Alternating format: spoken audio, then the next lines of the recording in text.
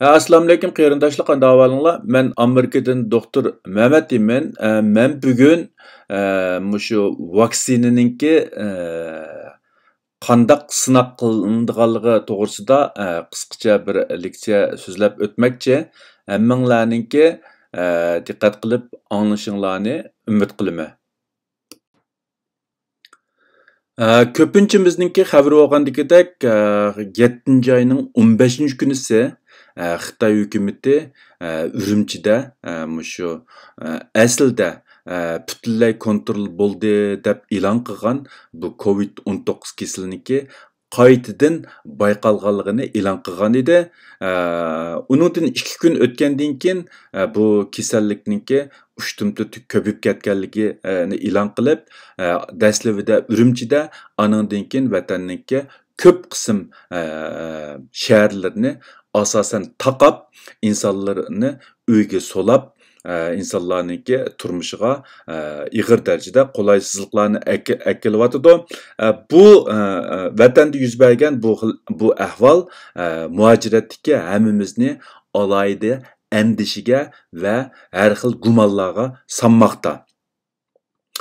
Ba'zilar menga ayrim uchur yo'llab, vatandagi mushu ahvolniki, ya'ni Xitoy hukumatining asli kontrol bo'ldi degan bu vaboni vatanda qaytadan paydo qilishniki maqsadiniki mushu Xitoyda ishlab chiqargan vaksina va yoki boshqa dorilarni sinab qilish ning ehtimoli bor yo'qligini so'rdi. Albatta, mening qarashimcha bu xil ehtimollik nihoyatda yuqori, lekin nihoyatda afsus bizda vatandan bevosita uchur ololmaganligimiz, ya'ni bu farazlarni isbotlayolmaganligimiz uchun buni faqatla faraz qatorida o'tirg'a qo'yishimiz mumkin. Endi bu Xitoy hukumati vatanda zodi vaksina sinab qilyapti yo'q deganga kelgan vaqtimizda buningga javob tepish uchun oldi bilan shu vaksinaniki sinab qilish jarayoni bilan tanishib o'tmak lazım bo'ldi. Shunga men tövanda vaksinaniki normalda qandaq sinab qilinganligini qarindoshlarga qisqacha tushuntirib o'tmoqchi.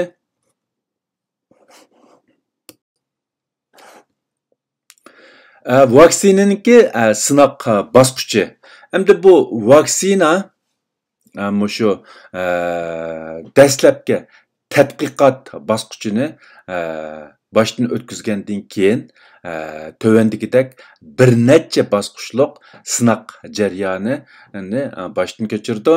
Yana oldi bilan bu mushu insonlarda sinaq qilinishdan burun hayvonlarda sinaq qilinadi.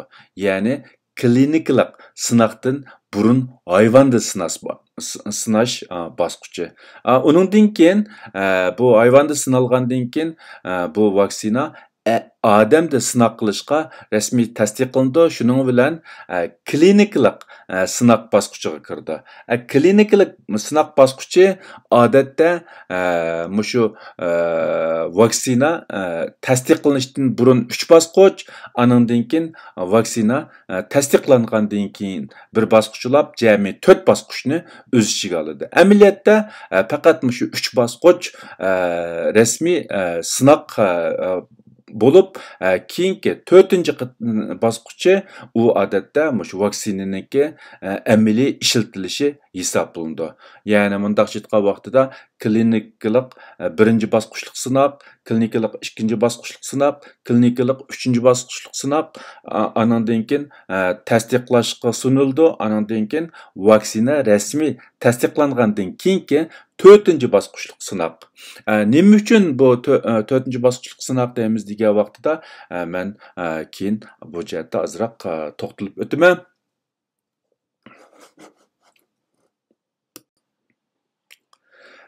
Klinikalik sinaqdan burun hayvonda sinash bosqichi odatda mushu bir necha yil bo'ladigan bo'lib, bu qitim bu COVID-19 kesiliga qarshi bu vaksina naytda bir jiddiy ahvolda bo'lganligi uchun buningki hayvonda ilib berilgan sinoq naytda qisqa muddatda tugatilib odamda sinoq bosqichiga kirgan bo'ldi. Endi bu Xitoydagi vaksinaninki tadqiqot qilinishga boshlangan vaqtini biz bilmaymiz. O'tgan yil boshlanganmi, yo oldingi yil boshlanganmi, yo qachon boshlangan biz o'zimizga noma'lum. Lekin shu g'arb davlatlaridagi vaksina ishlab chiqarish, ya'ni vaksina tadqiqoti shu yil 1-oyninki oxirlaridan boshlangan bo'lib, eng tiz ishlab chiqarilganlari 3-oylarda shu tadqiqot va hayvonda sinash bosqichini boshdan ko'chirib, birinchi bosqichliq sinoqni boshlagan edi. Hozir mana 8-oyda bir qism vaksina, ya'ni 20 dan ortiq vaksina shu 2-chi, 3-chi bosqichliq sinoq mezgiliga kirganligi ma'lum.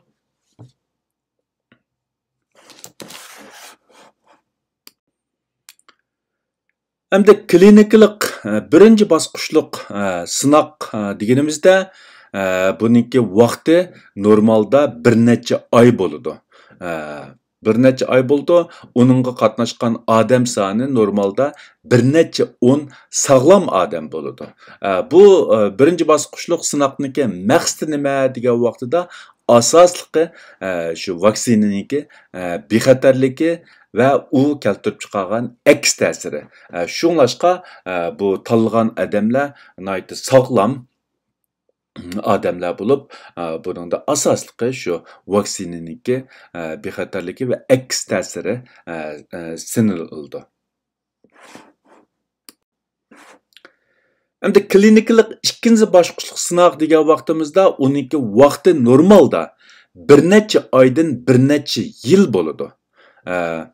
Ko'rayotganimizdek bu COVID-19 kesiliga qarshi bu vaksinaninki ikkinchi klinikalik bosqichi asosan birinchi klinik bosqichdagi sinoq bilan bir-biriga kirishib ketgan bo'lib, buningki vaqtimi asosan shu 1-2 oy ishib ketsa 3 oy ichida kontrol qilingan. Normalda bo'lsa bu bir necha oydan bir necha yil davom qiladigan bir sinoq bosqichi bo'lib, uningga qatnashadigan odamlar normalda bir necha 100 atrofida sog'lom odam bo'ldi. Bu bosqichdagi sinoqning maqsadi vaksina bexatarligi, ya'ni birinchi bosqichga ulab vaksina bexatarligi, vaksinaning aks ta'siri, andan keyin vaksinaning miqdori, ya'ni qandoq miqdorda urgan vaqtida eng yaxshi shu odamda eng yaxshi immunit paydo qiladiganligi, immunit kuchi paydo qiladiganligi. Andan keyin bu shu vaksinaniki badanda paydo qilgan immunit kuchi. Shu ikkinchi bosqichlik sinoqniki maqsadi asosligi shu. Ya'ni vaksinaning bexatarligi, aks ta'siri, miqdori va badanda paydo qilgan immunit kuchi.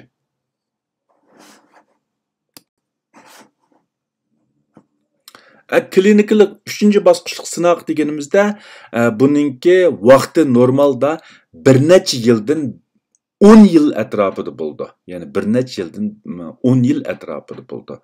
Bu qitim COVID-19 kesiliga qarshi vaksinaninki bu 3-chi bosqichlik sinoq mezgili hozirgi ahvoldan qaragan vaqtida balkim 3 oydan 6 oy ichida davomlashsa kerak. Ya'ni eng ko'p bo'lganda 6 oydan keyin bu vaksina rasmiy tasdiqlanishga sunilib, kelajlarninki beshida yoki bo'lmasa bu yilning oxirlarida insonlarda rasmiy ishlatilishga boshlashi mumkin. Biroq normalda shu bir vaksinaninki 3-chi bosqichliq sınaq mezgili bir necha yildan 10 yil atrofida bo'ldi. Uning qatnashadigan odam soni normalda bir necha ming, hatto bir necha 10 ming odam bo'ladi. Buniki maqsadi nima degan vaqtda maqsadi yanala boshdagi 1-2 bosqichliq sinoqni ulab vaksinaning bexatarligi, aks ta'siri, badanda paydo qilgan immunit kuchi va uning amaliy unumi. Ya'ni bu 3-chi bosqich eng oxirida mushu insonlar orasida bu vaksinani keng ko'lamda ishlatishdan burungi eng oxirgi sinoq bosqichi bo'lib, buningda mushu vaksina niki amaliy unumi bormi yo'qmi degan bu siniladi. Hamda bu yerda bir narsani eskartib qo'ydiganim, bu vaksina kasal davolaydigan dori bo'lmaganligi, ya'ni kasallikningki yuqumlanishning oldini oladigan bo'lganligi uchun u odatda sog'lom odamlarga uriladi.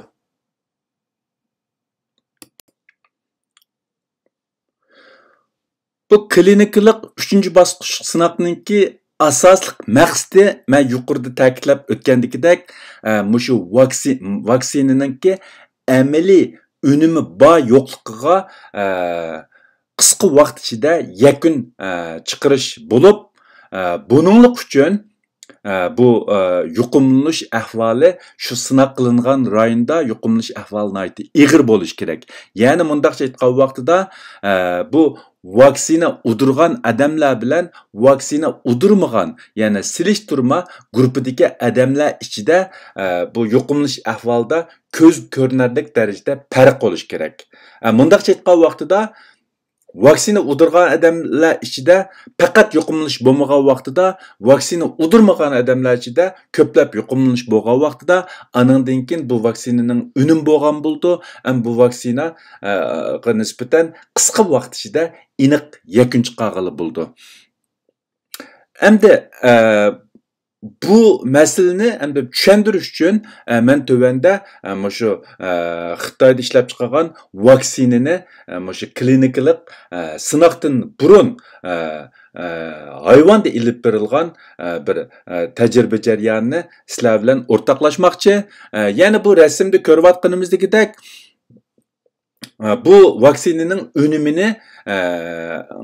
unumuning bor yo'qligini sinash uchun bu sog'lom maymunni ikki guruhga ayirib, bir guruhga bu sinamoqchi bo'lgan vaksinani urgan, yana bir guruhga yolg'on vaksina yoki boshqa bir narsani urgan. Uningdan keyin mushu odamda kasal paydo qilgan mushu koronavirusini ko'paytib ikki guruhga mushu maymunninki qoniga bu virusni sog'an.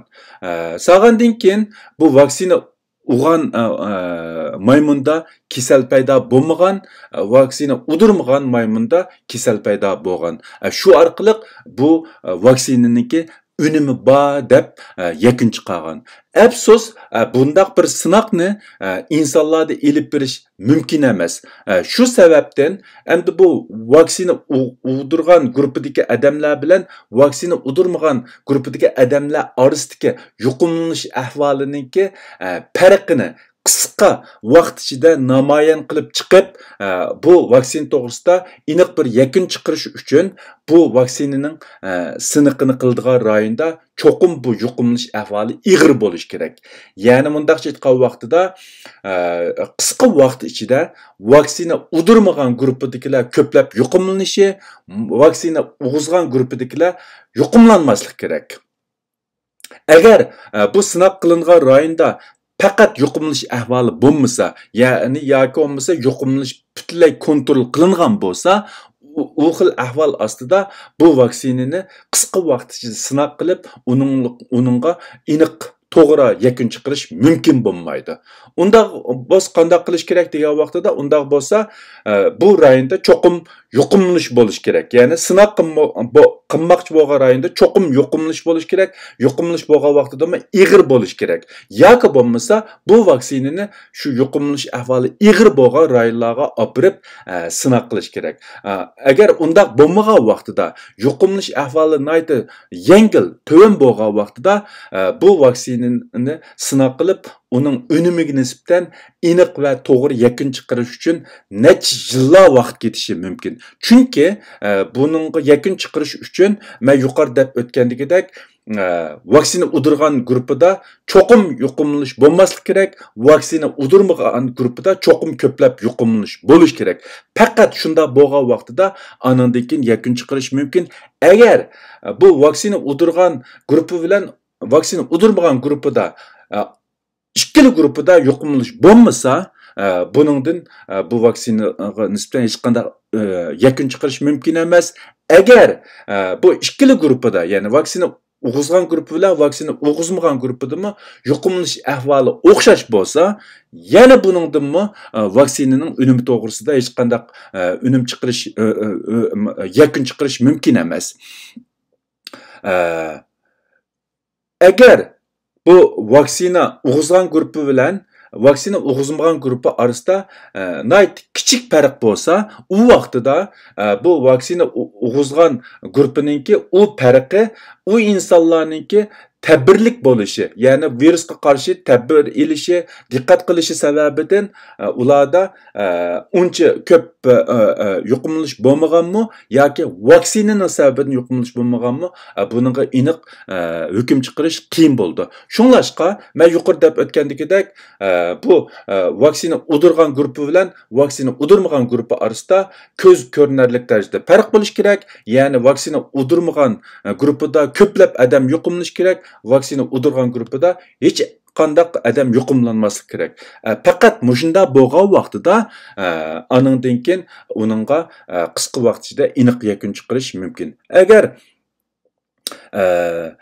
farq masalan uncha cho'ng bo'lmasa, farq bo'lsa lekin uncha cho'ng bo'lmasa, misolanga vaksina udurgan guruhida bir qism odam yuqumlangan bo'lsa, vaksina udurmagan odamda ko'proq odam yuqumlangan bo'lsa, u vaqtida bu vaksinaninki unumi unchalik yaxshi bo'lgan bo'lmaydi. Ya'ni bir qism unum bo'lgan bo'ldi, butunlay qo'g'diyolmagan bo'ladi. Shunlashqa bu 3-bosqichliq bu sinab bu vaksinaninki keyin tasdiqlanishi va bozorga kirishda nihoyatda muhim ahamiyatga ega.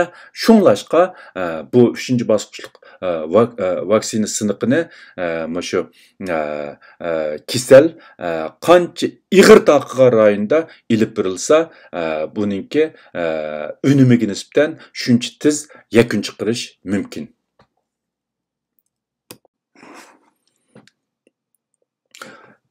3-bosqichliq sinoqda agarda bu hamma jihatdan muvaffaqiyatli bo'lgan bo'lsa, 3-bosqichli sinoqda hamma jihatdan muvaffaqiyatli bo'lgan bo'lsa, anandan keyin bu vaksina rasmiy tasdiqlanishga sunilib, tasdiqlangandan keyin shu amaliy ishlatishga boshlandi. Buni ba'zilar klinikalik 4-bosqichliq sinoq deb ataydi. Amaliyotda bu bo'lsa, vaksina rasmiy tasdiqlangandan keyingi keng ko'lamda ishlatish hisoblanadi. Buningki vaqti uzun muddat davom qiladi. Odam soni bo'lsa, ehtiyojiga qarab bo'ldi. Maqsad vaksinaning uzun muddatlik bexatarligini, aks ta'sirini, badanda paydo qilgan immunitetini va amaliy unumini kuzatishdan iborat.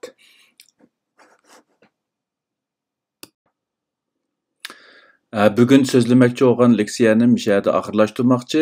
Əmmənlərninki köngül qoyub anlığınlarga köpdən köp rəhmət. Xeyir xoş, Xudoga amanət. Kelaqtim görüşəyli.